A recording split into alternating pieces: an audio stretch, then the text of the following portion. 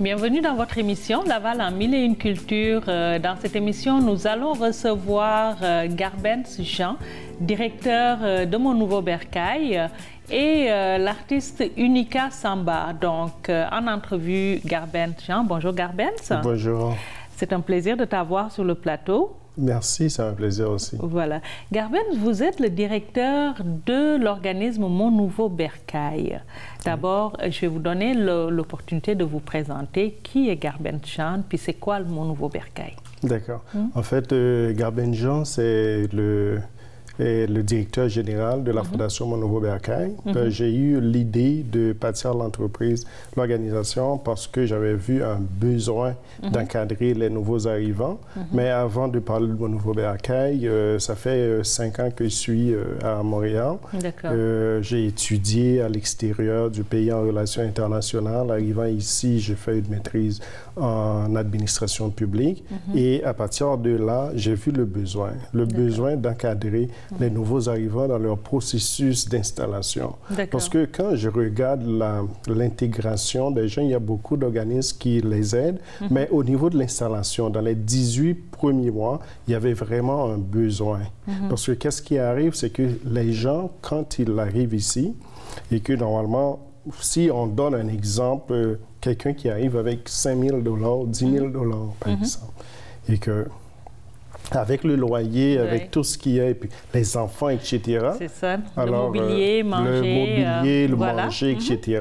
Alors, je dis, ben, 10 000 $, ça, on est là pour 8 mois, 8 mois, 10 mois. Alors, si on peut donner un coup de pouce à ces gens-là pour qu'ils puissent partir l'esprit tranquille, alors c'est ça que nous faisons depuis 3 ans. Alors, l'organisation existe depuis 3 ans et l'année 2017, on a aidé à peu près 600 personnes. Ah, wow! Ouais, 600 personnes, c'est aux alentours de 150 familles, vous voyez. Alors, le besoin est là et on a développé dans la communauté près de 40 partenariats avec différents organismes sur le terrain et les institutions financières aussi, comme la Banque nationale, par exemple. D'accord.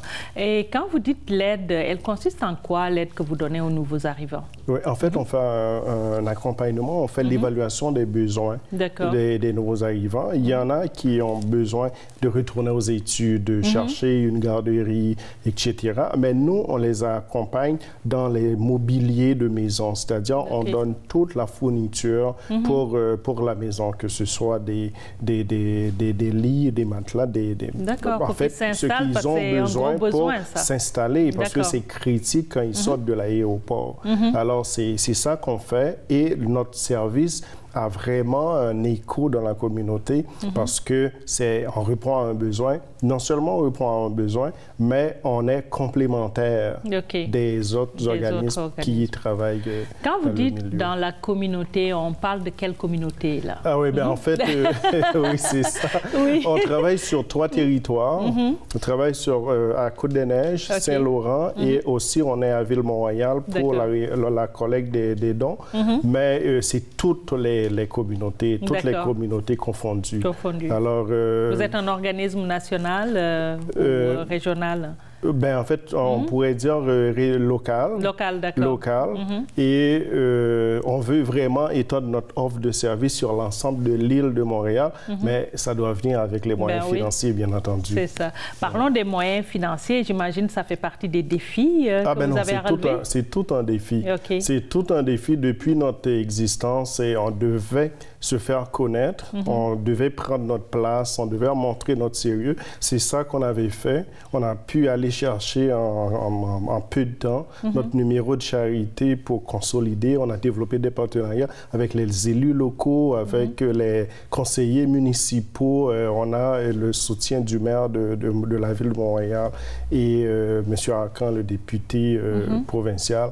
Et aussi avec toute la communauté, on est sur tous les plateaux de concertation communautaire. Moi, en faisant ces émissions, surtout beaucoup dans le cadre du mois de l'histoire des Noirs où j'ai accueilli beaucoup de gens de la communauté noire, j'étais vraiment surprise de voir qu'il y a tellement d'organismes et que vous êtes tous impliqués, de voir beaucoup de gens, des gestionnaires, qui sont impliqués dans ces organismes communautaires-là. Qu'est-ce que cela représente pour vous aujourd'hui? Avec votre maîtrise, vous auriez pu dire une carrière au gouvernement. Pourquoi le communautaire? Mais en fait, qu'est-ce qui arrive, c'est que l'objectif de demander, ou du moins c'est la façon de demander, de faire, comment je pourrais expliquer ça, quand les gens arrivent, ils se sont dépourvus, ils ont besoin d'aide, mais ils ont cette fierté, ils ne veulent pas aller demander de l'aide, ils préfèrent souffrir, et que nous, on comprend la réalité. Oui, parce qu'on la connaît. Parce que c'est notre réalité aussi, et c'est culturel, on ne peut rien faire. Alors, si on comprend ça, c'est à nous de faire le premier pas. Alors, c'est pour cela que vous voyez, il y a un changement qui est en train de s'opérer dans la société, où les communautés, les Noirs, même les Arabes et tout, ils s'impliquent auprès de leur communauté pour dire, ben voilà, on va prendre en charge, comme d'autres communautés ont fait avant nous, comme les Italiens, etc. Alors, en 2018, le mois de l'histoire des Noirs, c'est un bon momentum pour dire, ben on prend soin de son monde. On prend soin de son monde. Notre histoire s'écrit chaque jour, puis on va l'écrire nous-mêmes. Parce que notre histoire, c'est pas seulement à nous, c'est l'histoire du Canada, c'est l'histoire du Québec qui nous accueille. D'accord. Et on a parlé tout à l'heure de vos 3 ans d'existence. En 3 ans, qu'est-ce que vous avez réalisé pour vous qui est marquant, qui est important, des points forts de votre engagement sur ces 3 années-là? Oh, ben, on a réalisé des choses extraordinaires. On a organisé des événements où on met en lumière toute la richesse de la diversité, avec les partenaires financiers, avec les partenaires, les employeurs. Et en plus, pour cette année, on va organiser un salon d'opportunités, des opportunités, où on va mettre ensemble les chercheurs d'emploi des communautés et les employeurs, parce que présentement, on parle de pénurie de main-d'œuvre, etc. On a plein d'emplois, mais il reste que dans les communautés issues de l'immigration, le taux de chômage est de 15-17 %. C'est le double. C'est très élevé. Alors, nous, ce qu'on fait, puisque on cherche des employés, alors on va apporter sur un plateau d'argent ces employés-là aux employeurs. Alors, on attend pour ce salon près de 50 employeurs. OK. Dans quel domaine? De différents domaines, aéronautique, bancaire, manufacturier, etc., pour vraiment s'assurer que les gens, quand ils sortent du salon, ils sortent non pas avec une entrevue d'embauche, mais vraiment avec un emploi. Avec un emploi. Donc, vous avez dit les différents secteurs aéronautiques, puis ceux qui viennent chercher des emplois. Est-ce qu'ils ont un coaching avant? Est-ce que vous êtes en train de préparer ces gens-là à rencontrer la réalité des employeurs québécois? C'est exactement ça. On travaille présentement avec 20 organismes communautaires c'est eux qui vont nous référer, c'est les gens, les participants au salon. Alors, il y aura tout un travail de préparation qui va se faire avant le salon. On a à peu près 1 mois pour le faire. Et ils seront déjà prêts avec leur CV, etc. Et aussi, ils sauront déjà quel type d'emplois qui sont disponibles au salon. Pour conclure, dites-moi vos attentes et vos projections pour le futur. Vous, aujourd'hui, en tant que directeur du centre de l'organisme Mon Nouveau Bercail, c'est quoi vos projets? On parlait tout à l'heure du mois de l'histoire des Noirs. On parlait tout à l'heure de l'intégration, de l'installation des nouveaux arrivants. Ce que je veux vraiment, c'est que les décideurs, disons, le gouvernement, ceux qui prennent des décisions, travaillent ensemble avec les acteurs sur le terrain pour l'arrimage des services. Parce que des fois, on veut vraiment aider, mais on ne sait pas comment aider. On parlait tout à l'heure de l'aspect culturel aussi qui joue. Alors, quand les personnes issues de l'immigration s'impliquent comme nous faisons présentement, alors on demande qu'il y ait plus d'initiatives pour qu'on puisse vraiment s'intégrer et utiliser le plein potentiel des gens qui arrivent pour le bien commun, pour l'essor économique et culturel de notre belle province, qui est le s'appuyer, comme vous le dites, s'appuyer sur les gens qui connaissent ces réalités quelque part. C'est exactement ça, c'est ça que je dis, beaucoup d'initiatives des gens, parce que ce ne sont pas des gens qui sont en recherche d'emploi seulement. Il y a des entrepreneurs, il y a des avocats, il y a des gens qui travaillent et qui veulent redonner. Moi-même, ça m'a fait vraiment plaisir quand j'ai vu Mme Dominique Anglade et M. Makakoto travailler ensemble dans le caucus, au Black Caucus, à deux. Sans idéaux, rien. C'est exact, sans partisanerie.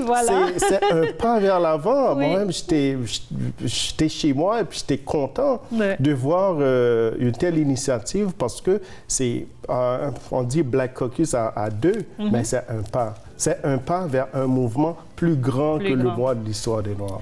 Merci beaucoup, Garben Jean. J'espère que ce mouvement va continuer puis va nous porter loin. Merci, Yadi, de me recevoir aujourd'hui. Ce fut un plaisir. Nous allons maintenant enchaîner avec notre rubrique Culture, Tendance et Mode avec Myriam Matondo. Alors, Myriam, on dit quoi?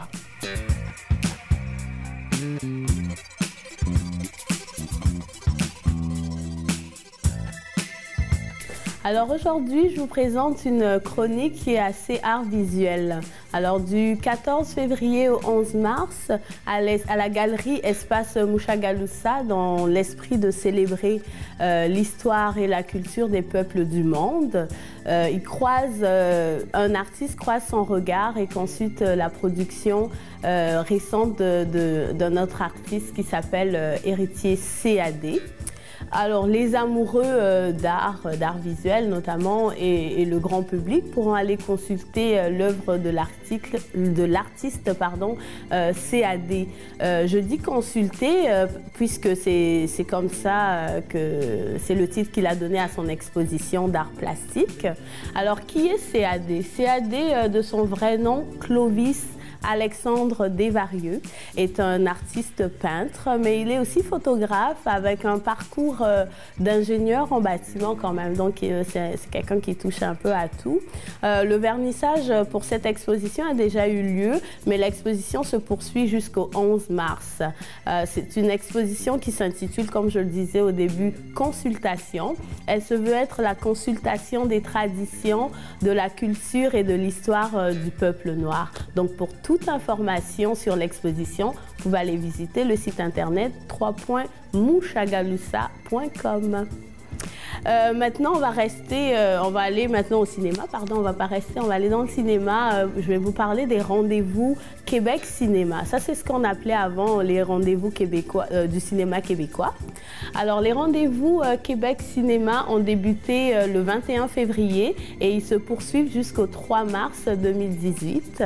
Pour cette 36e édition quand même, cette édition a pour porte-parole l'acteur et comédien Patrick Huard.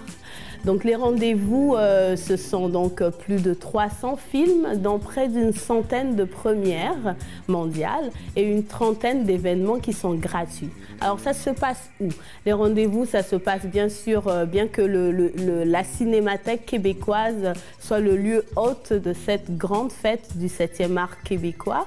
Plusieurs espaces de la métropole, donc de Montréal, abriteront les projections, les 5 à 7 et toutes les autres activités qui vont entourer ce grand rendez-vous qui fait la promotion, qui fait rayonner le savoir-faire des artistes et des artisans du cinéma québécois, ainsi que de leurs œuvres.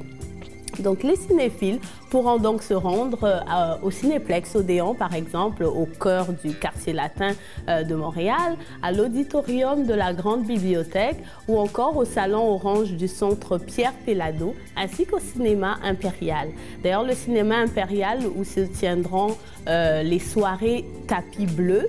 Ce sont des soirées donc, qui offrent au public des grandes premières de films ainsi que des rendez-vous privilégiés avec les créateurs réalisateurs de ces films. Donc, c'est pour vivre, c'est le film, pardon, Pour vivre ici, du réalisateur Bernard Aimant, qui donnera le coup d'envoi des festivités en première mondiale, donc le 21 février prochain. Pour toute information, le site internet rendez-vous québeccinéma.ca. Alors, comme je disais, c'est un peu art visuel aujourd'hui. On va rester dans l'art. On va faire un tour au musée. On va aller visiter le musée McCord. J'espère que je le prononce bien. Avec une exposition qui a commencé depuis le 19 novembre 2017 et qui se poursuit jusqu'au 18 mars 2018.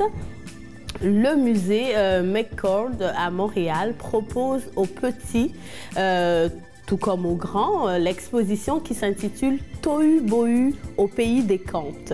Donc ça donne un peu une idée de qu'est-ce qu'il va y avoir là.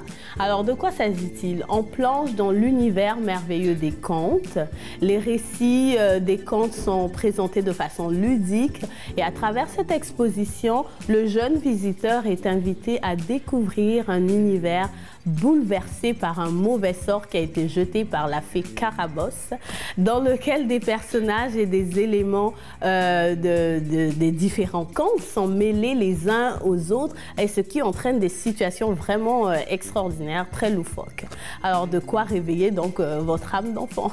Pour information, ce sont Tammy Verge et Antoine Vézina qui sont les ambassadeurs de cette exposition. Donc, ces deux personnalités qui sont bien connues du monde audio et télévisuel québécois.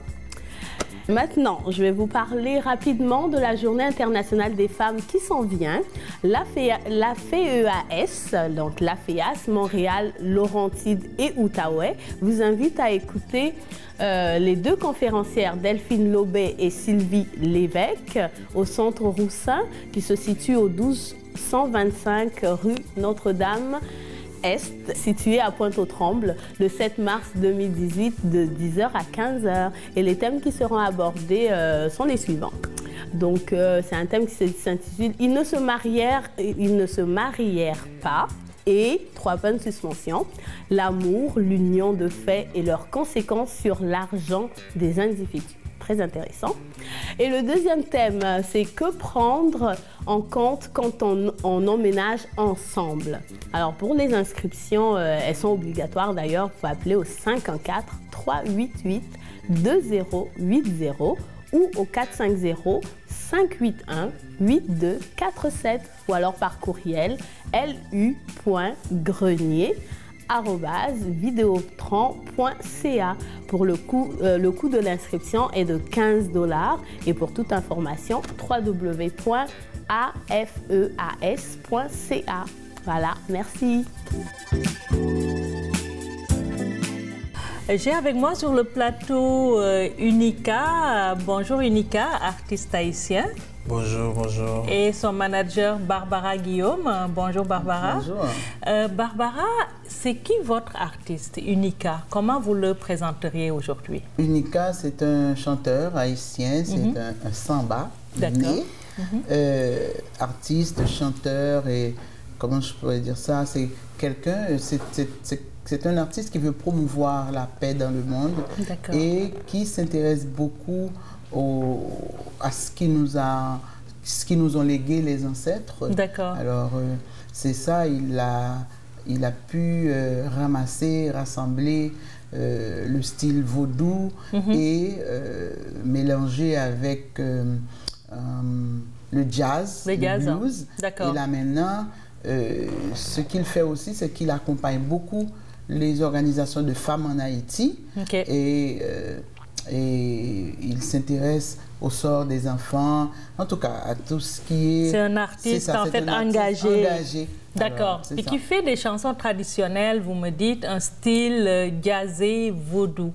Donc on en vient à votre style musical. C'est quoi votre style musical réellement? C'est quoi? Traditionnel, c'est quoi? Ce sont des chansons et qui sont vraiment anciennes, je peux dire. Des anciennes chansons, voilà. Et bon, et moi je chante vraiment Racine. D'accord. C'est du Racine.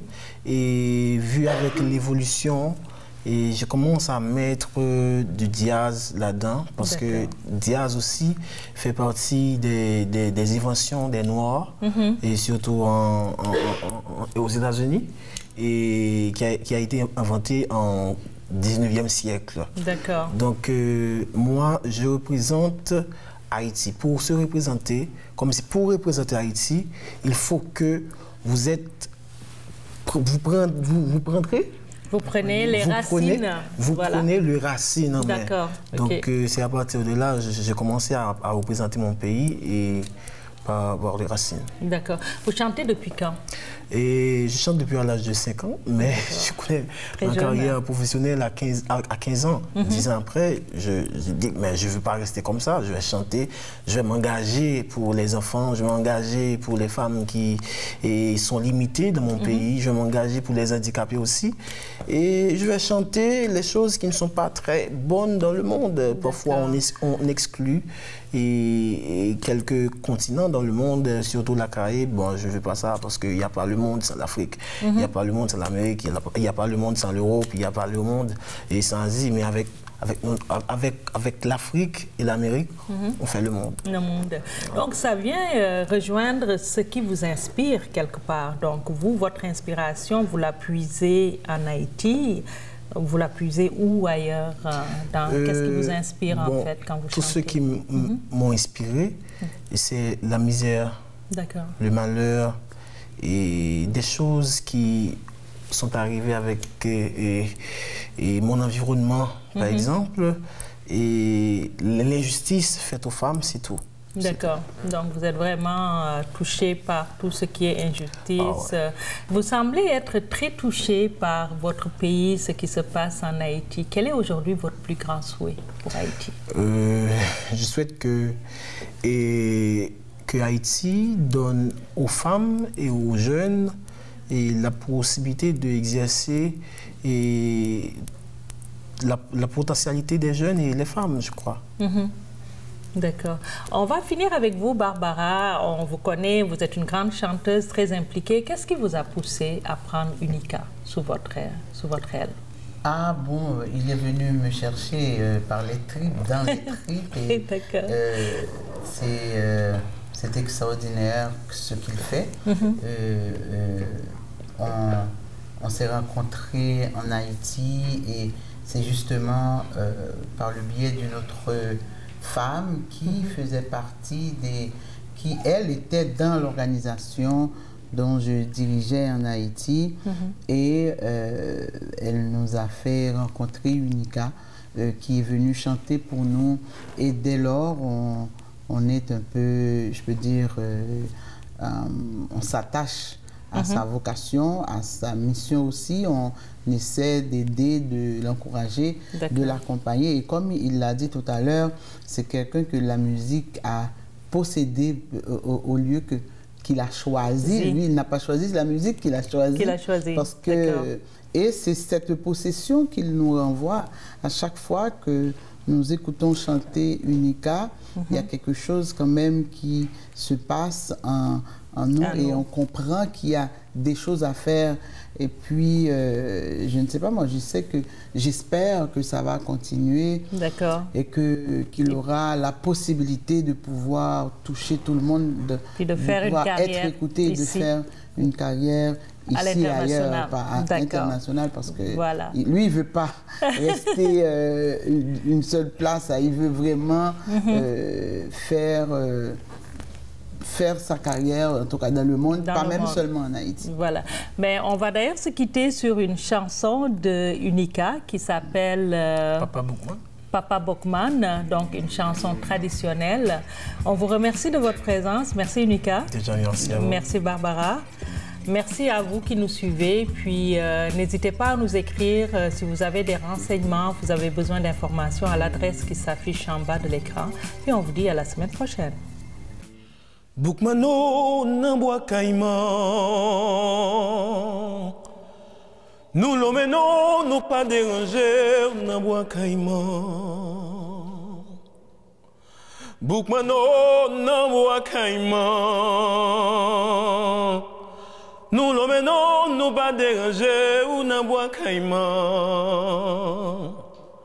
Papa Boukmano, nous gagne assez. Papa Boukmano, nous rive. Nous pas te faire bois caïman pour nous servir étranger.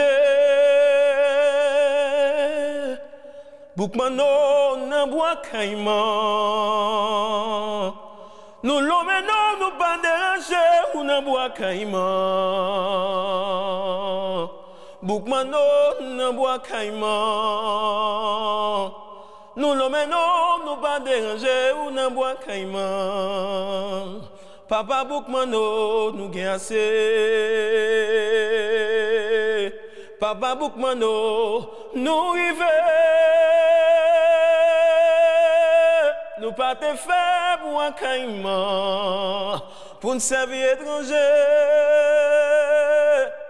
Sans pitié, mon yo mauvais, mon yo sans pitié. Sans pitié, mon yo mauvais, mon yo sans pitié. Si moi te connais, m'bata qui te chasse si la sous terre yo. Si moi te connais, m'bata qui te qu'aime moi si la sous terre yo. Mon yo mauvais, mon yo sans pitié. Sans pitié, mon yo mauvais, mon yo sans pitié. Sans pitié, mon yo mauvais, mon yo sans pitié. Si moi te connais, madame ou te qu'aime moi si l'âme sous terre yo. Si moi te connais, madame ou te qu'aime moi si l'âme sous terre yo. Mon yo mauvais, mon yo sans pitié. Samba, ça fait mal, oh. Samba, ça fait mal, oh. Gardez ça, n'a-y fait moi. Samba, ça couler. Yo, ba, moi, chien la pote, pas ça pote, non, samba. Yo, ba, moi, chien la pote, pas ça pote, non, chien la l'ouvrir, ma oulé la moué. Samba, ça fait mal, oh. Samba, ça fait mal, oh. Gardez ça, n'a-y fait moi. Samba, ça couler. Yo, ba, moi, chien la pote, pas ça pote, non, samba. Chien la l'ouvrir, pas ça pote, ma oulé. Qui n'est au frère moi, Azaka pédé au frère moi. Cousin au frère moi, Azaka pédé au frère moi. Année si la m'a pris si manger au frère moi. Année ici m'a pris si manger au frère moi. Azaka pédé au frère moi. Cousin au frère moi. Azaka pédé au frère moi. Cousin au frère moi. Azaka pédé au frère moi. Année ici m'a pris si manger au frère moi. Année si la m'a pris si manger au frère moi.